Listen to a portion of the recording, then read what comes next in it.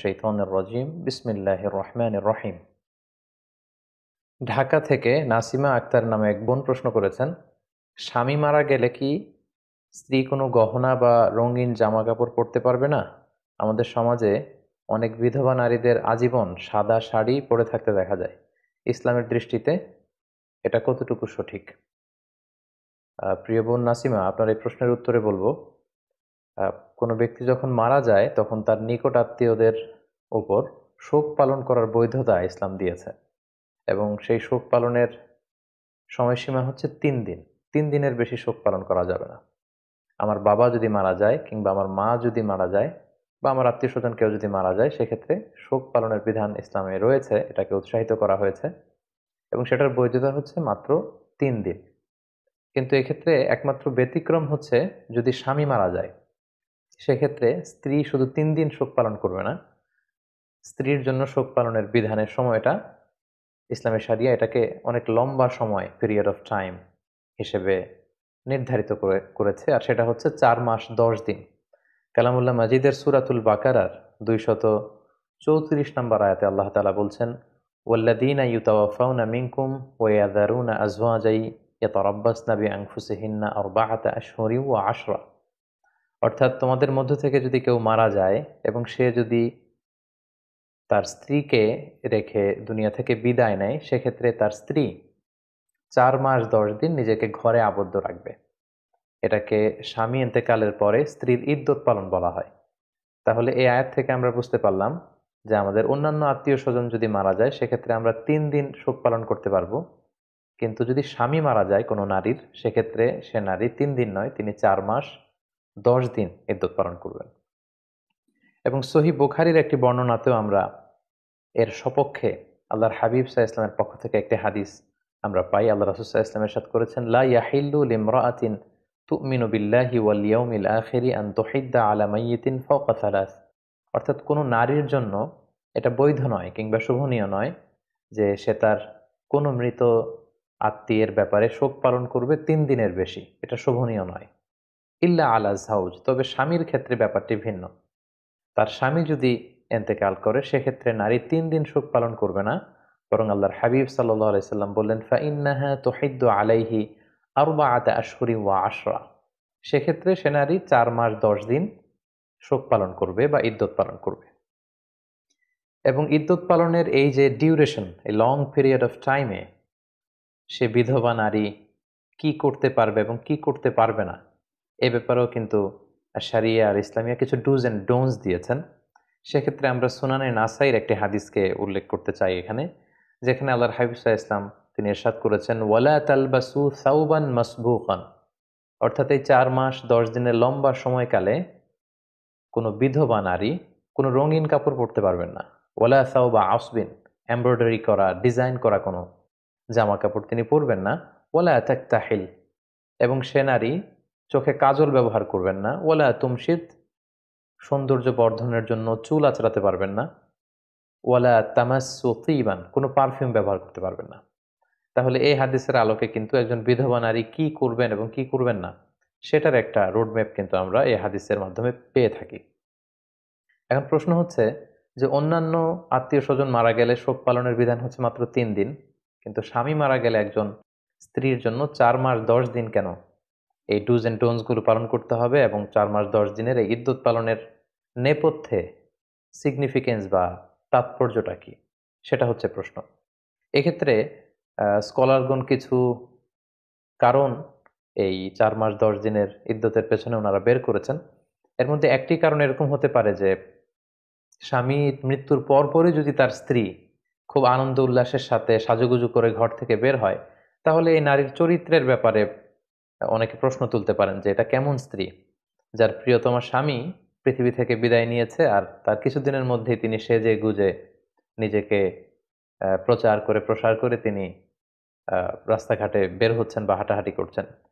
এটা মানে তাদের ভালোবাসার ব্যাপারে, বিশেষ করে সে নারীর চরিত্রের ব্যাপারে অনেকের প্রশ্ন আসতে পারে যে তাহলে কি তিনি তার স্বামীকে পছন্দ করতেন না?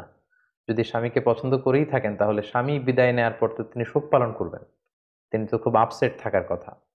এটা হচ্ছে একটা কারণ। আরেকটি কারণ হতে পারে যে যেহেতু স্বামীর ইন্তেকালের পর একজন স্ত্রীর মানসিক অবস্থাটা খুব ভঙ্গুর থাকার কথা, মানসিকভাবে খুবই কঠিন একটা অবস্থায় পড়ে যান। তো সেই কঠিন পিরিয়ডটাকে কাটিয়ে উঠবার জন্য লম্বা সময় দিয়েছেন, 4 মাস 10 দিনের একটা লম্বা সময়।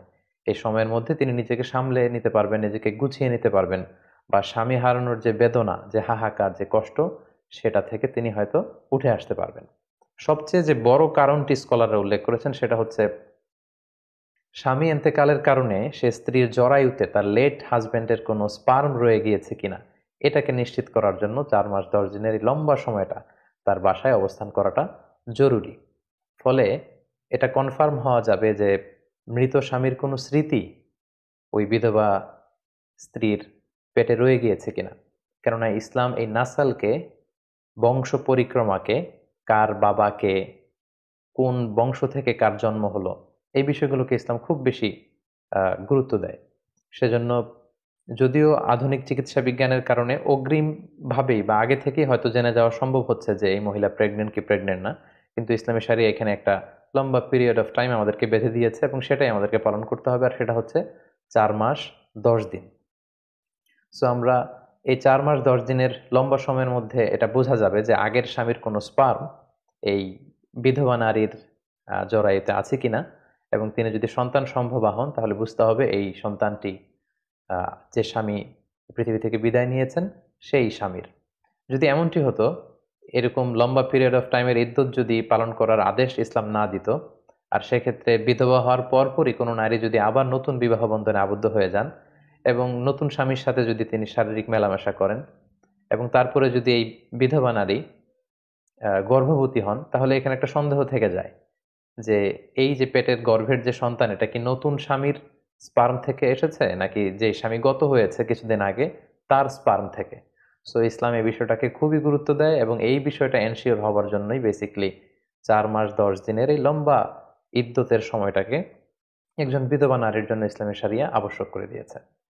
এক্ষেত্রে আরো একটি বিষয় আমাদেরকে খেয়াল রাখতে হবে। আমাদের বাংলাদেশে যে কালচারটি প্রচলিত আছে, অনেক নারী যখন বিধবা হন, অর্থাৎ তাদের স্বামীদেরকে তারা হারান, তখন তারা আজীবনের জন্য সাদা কাপড় বেছে নেন, আজীবনের জন্য শোক পালন করেন।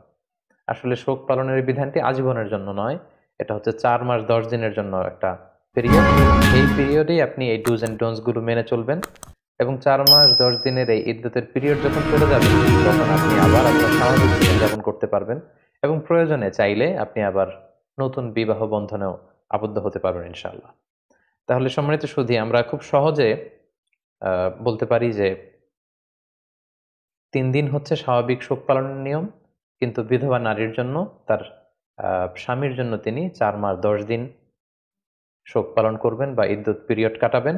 এবং সেক্ষেত্রে শরিয়া কিছু ডুজ অ্যান্ড ডোন্টস দিয়েছে, যেমন এই 4 মাস 10 দিনের সময়কালে তিনি স্বামীর ঘরে অবস্থান করবেন, বিনা প্রয়োজনে বাইরে বেরোবেন না, তিনি খুব বেশি সাজসজ্জা করবেন না, মেকআপ করবেন না, খুব অতিমাত্রায় ডিজাইন করা রঙিন কাপড় পরে তিনি বেরোবেন না, সাধারণ জামা কাপড় পরে তিনি ঘরে অবস্থান করবেন।